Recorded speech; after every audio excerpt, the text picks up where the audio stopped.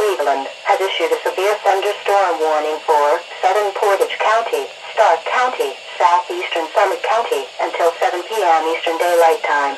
At 6:07 p.m. Eastern Daylight Time, National Weather Service Doppler radar indicated a severe thunderstorm capable of producing quarter-size hail and damaging winds in excess of 60 miles per hour.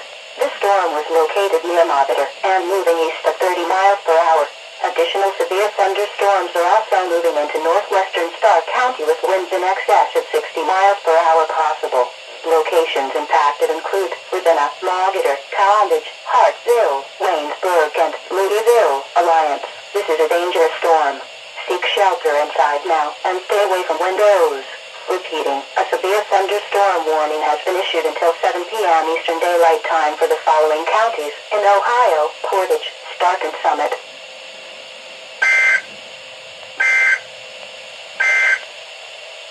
The forecast for northeast Inland Ohio. Severe thunderstorm watch 325 in effect